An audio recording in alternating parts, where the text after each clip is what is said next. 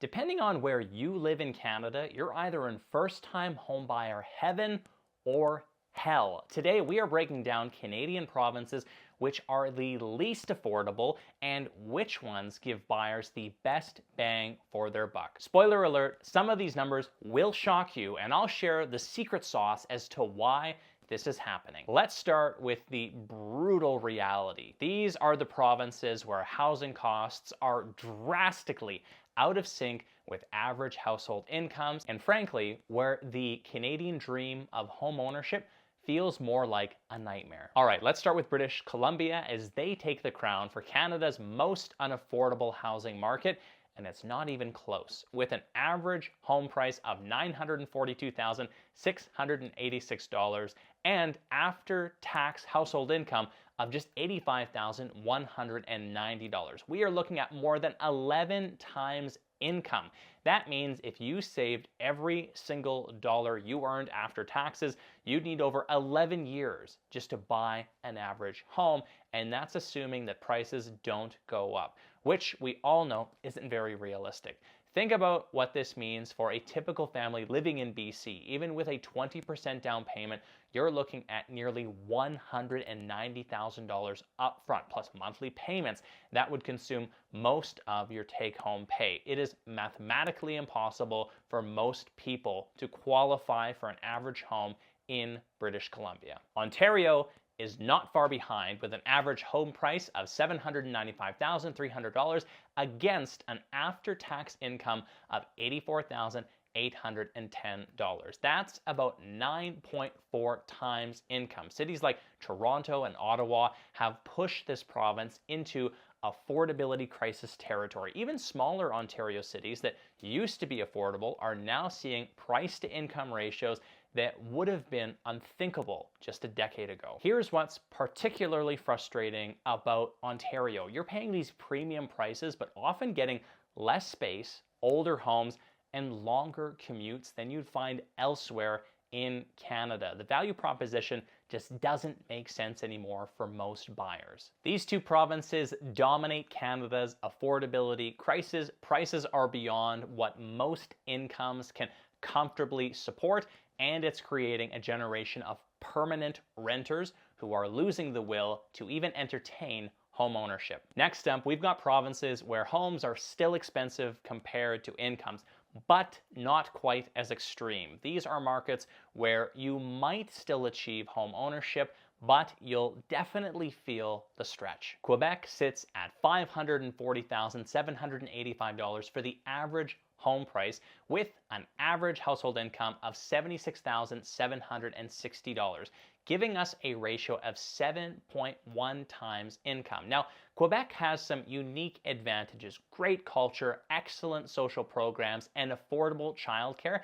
that can often offset some housing costs. But even with these benefits, that 7.1 ratio means housing affordability is under real pressure, especially in Montreal, where prices have been climbing rapidly. Nova Scotia surprised many people over the past few years. Average prices hit $457,812, while household incomes sit at $70,670, creating a 6.5 times income ratio. This province used to be a hidden gem for affordability, but interprovincial migration and remote work trends have pushed prices significantly. Halifax in particular has seen dramatic price increases that caught many locals off guard, and frankly, I think Nova Scotia is a cautionary tale about what happens when everyone discovers your affordable market at the same time. Prince Edward Island might be Canada's smallest province, but its housing challenges, we'll call them substantial, at an average house price of $404,000, and folks making just under $72,000, we are looking at a 5.6 times income ratio. What makes PEI particularly challenging is not necessarily the average house price, but the fact that the economic reality in PEI is a little bit different than the rest of the country, with a lower average household income. These markets are still stretched, especially for first-time buyers. While not as extreme as BC or Ontario, affordability is under real pressure, and buyers need to be strategic about timing and location within these provinces. Finally, let's talk about the provinces where incomes and home prices are much more aligned. This is where the Canadian dream of home ownership is still very much alive and achievable. Alberta offers solid value with prices just over $503,000 and incomes at $93,160 for the average family, creating a 5.4 times ratio.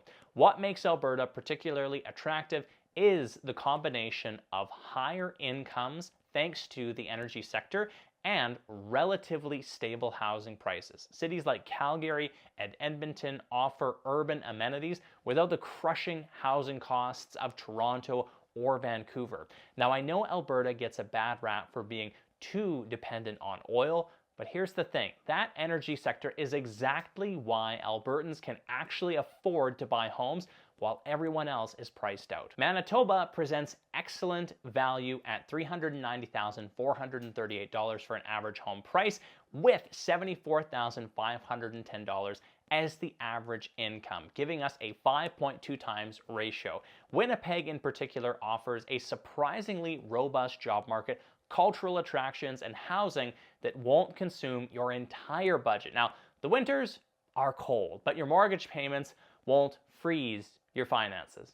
Sorry about that. New Brunswick is quietly becoming one of Canada's best kept secrets, with home prices at $343,000 and incomes at $70,610. That makes a 4 times ratio when we are chatting about home ownership, which makes it much more accessible. The province has been investing heavily in attracting new residents and businesses, and the quality of life improvements are noticeable. Newfoundland offers some of Canada's most affordable housing at an average home price of $355,689, with household incomes being at $74,390, creating a 4.8 times ratio.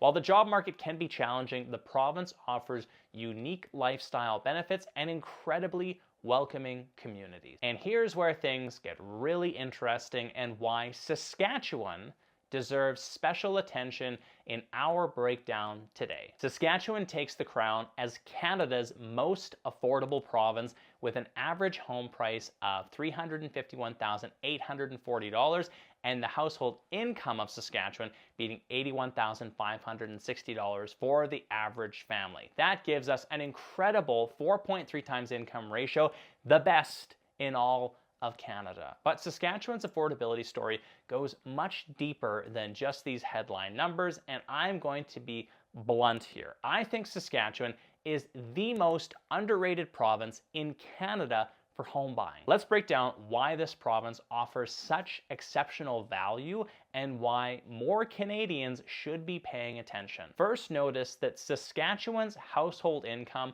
at an average of $81,560 is actually higher than several other provinces, including all the Atlantic provinces and even Manitoba. This is not a case of low prices due to economic weakness. It's genuine affordability backed by solid earning potential. Saskatchewan economy is more diversified than many people realize. Yes, agriculture and mining are important and huge players in our economic space, but the province has a growing technology, manufacturing, and service sectors. Cities like Saskatoon and Regina are developing robust job markets that support those strong household income. And here's what really makes Saskatchewan a compelling place to live. And this is where I get a bit passionate about this topic. Your dollar goes much farther here. That average home price gets you significantly more space, often with yards, garages, and new construction than you'd find at much higher prices in other provinces. We're talking about the possibility of owning a substantial family home for what you'd pay for a small condo in Vancouver or Toronto. I mean, think about that for a second. You could own a house with a backyard for your kids to play in, or you could own a 600 square foot condo in Toronto. And from an investment perspective, Saskatchewan offers something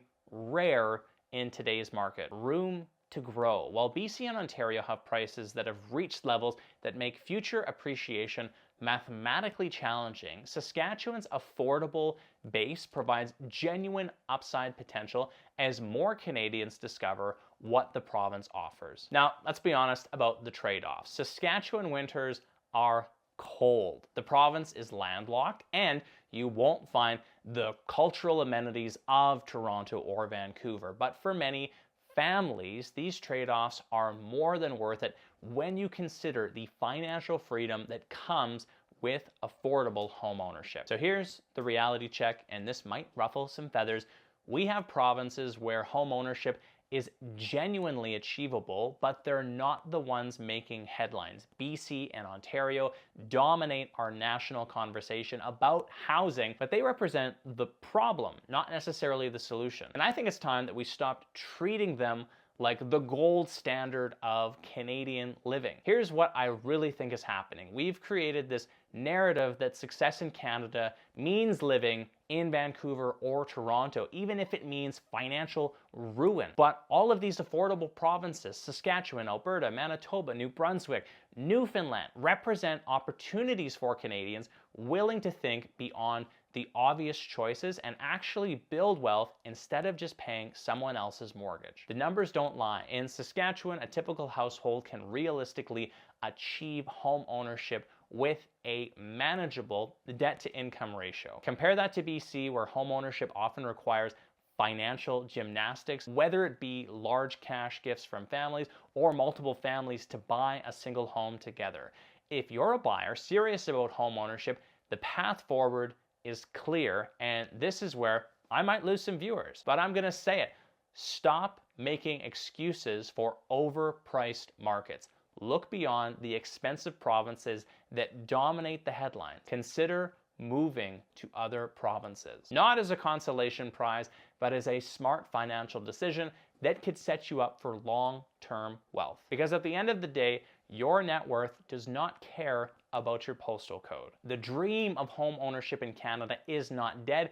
It's just moved to places willing to offer genuine value. Let me know in the comments, and don't forget to like and subscribe for more Canadian real estate breakdowns that dig deeper into the headlines. If you enjoyed this video, you're gonna love this one as well.